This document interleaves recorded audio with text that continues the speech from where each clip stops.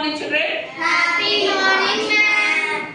Are you all on the page with polar habitats? Yes. So today we are going to see about the polar habitats. Okay, how the place will be, how the temperature will be, and what are all the animals that you can see, and what are their adaptations. Okay. So when you take the polar habitat, as the name says, it is towards the polar regions. Okay, towards the South Pole and the North Pole. Yes. So when you take the globe, you know how the North Pole and the South Pole.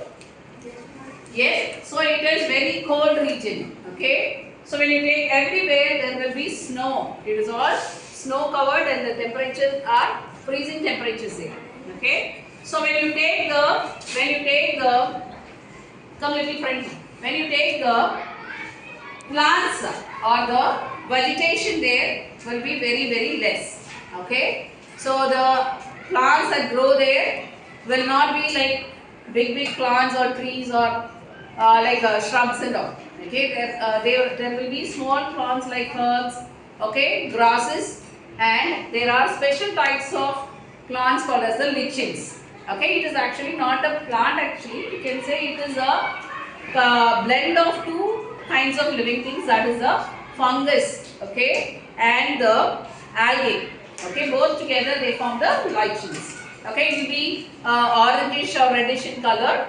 You might have seen somewhere in the when you go to Ooty and all, right? The cold places it will grow. So mostly lichens will be seen as the vegetation there, or it can be the mosses. Have you seen velvet like small green plants that are growing near the rock area? They are called as the mosses. Okay, so they can prepare food through photosynthesis, and they can withstand this cold because they grow near the rocks, underneath the rocks where it is little bit warm.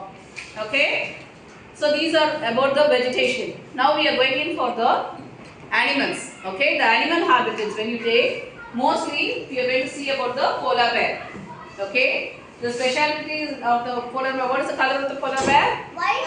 White color. So when you take, it lives in the cold region, right? So during the winter season we wear what? Sweaters. Yes, to keep us warm, right? So like that they have the natural sweater-like thing called as the white fur. They have thick white fur. The hair that grows very long. Okay. So they have the white fur, and it has a that is a process called as a camouflage. We have learned already, right? So it blends, the color of the polar bear blends with the surrounding. Okay, so it blends with the surrounding, and so when it is a polar bear is a what to say? Is it a carnivore? It eats what? What is the food of the bear? Both it will eat. So here mostly it is a carnivore. Okay, so it is a predator. It will hunt. Okay, so the color of the polar bear will blend with the environment so that the prey will not be able to see the polar bear. So it is very easy for it to hunt. Okay, then when you take fur gives them warmth as well as the camouflage. Okay, and when you take the second adaptation, they have broad paths. Okay, very broad paths. So when you take the snow, okay, it will be powdery. So you should be able to walk on the snow without getting its legs sinking into the snow. So they have broad paths which will manage their weight, and it will not go inside.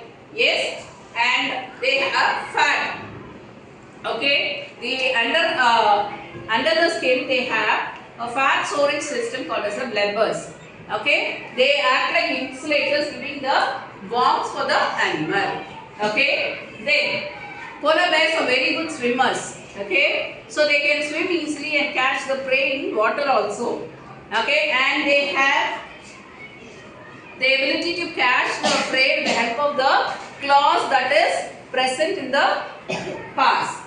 They have very good eyesight and sense of smell. So these are all the adaptations of polar bear.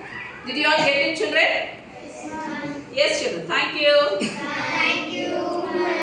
So we have seen about the polar bear adaptation. Okay. The other animals which are present in the polar region are seals, walruses. Okay. They call as a sea lion. They also have healthy body and they have fat storage systems like that of the polar bear. And the main food for them is the fish or the animals that live in the water.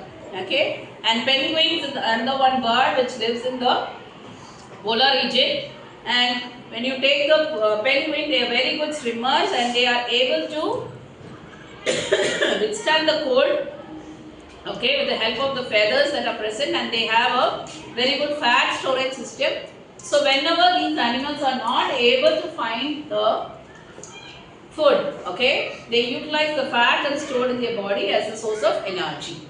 So these are all some of the important adaptations and the characteristic features of the animals and the birds and plants that live in the polar region. Okay. Yes, children, are you all clear about the polar habitat and the animals adaptation there? Yes, ma'am. Thank you, children. Thank